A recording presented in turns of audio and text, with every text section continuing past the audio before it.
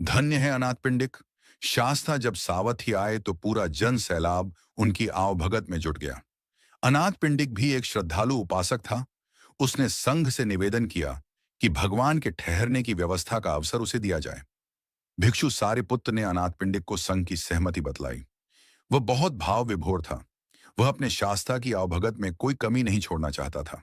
उपासक, श्रावकों और श्रोताओं की सुविधाओं का भी उसे पूरा ख्याल था। भगवान के लिए ऐसी उपयुक्त जगह की तलाश के लिए वह इधर उधर दौड़ धूप करने लगा।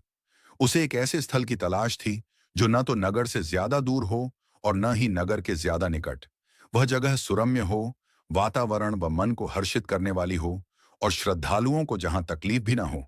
साथ ही वह चाहता था कि यह जगह त्रिलोकदीप तथागत की भव्यता के अनुरूप भव्य भी हो। उसके मानस पटल पर कई तरह के विचार प्रवाह उदित और अस्त हो रहे थे। उसे एक जगह दिख पड़ी, जैत वन। वह उसको निहारने लगा। मन ही मन पुलकित हुआ और बोल उठा, अति उत्तम, अति उपयुक्त। उसके स्वामी का पता किया, जैत। उसने वह उद्यान अपने आमोद प्रमोद के लिए सुरक्षित किया हुआ था। उससे वह जमीन प्राप्त करने की बात की गई।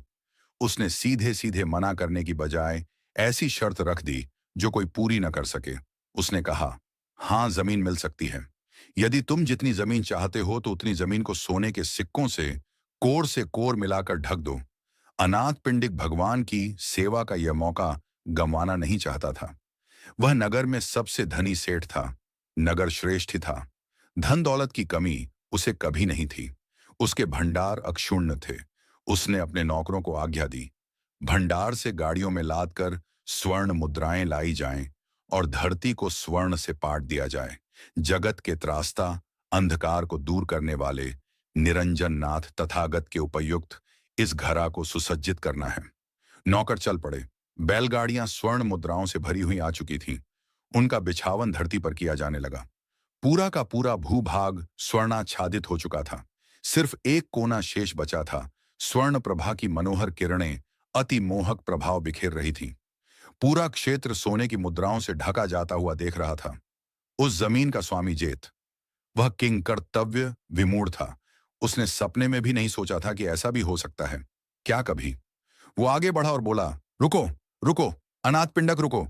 बस यह कोना खाली रहने दो, शास्ता के लिए। हमारी तरफ से मैं नतमस्तक हूं आप और आपकी श्रद्धा के समक्ष। आप महादानी और मैं महालोभी। बस इतना हो जाने दो। जब कभी भविष्य में भगवान के साथ तुम्हारा नाम आएगा एक दानी के रूप में, तुम्हें तो मुझे भी लोग एक लोभी के रूप में याद करेंगे। इतने उपकार के लिए मैं आपका अनंत आभारी रहूंगा। आपकी इतनी अगाध श्रद्धा के आगे मैं नतमस्तक हूं। आपके प्रताप से मुझे भी तो कुछ दायक बनाओ। भगवान के चरण रज की वंदना में मैं इसे न्यौछावर करता हूं। अजीब पराकाष्ठा थी अनाथ पिंडिक की श्रद्धा की और उस भूपति के श्रद्धा प्रस्फुटन की। अनाथ पिंडिक ने तथागत के लिए वहां सभी सुविधाओं से संपन्न विहार बनवाया और उस समय जेतवन के स्वामी ने भगवान के आगमन पर आव भगत हेतु तोरण द्वार। बौद्ध जगत में सावत्य का यह स्थल धरती का एक टुकड़ा मात्र नहीं है।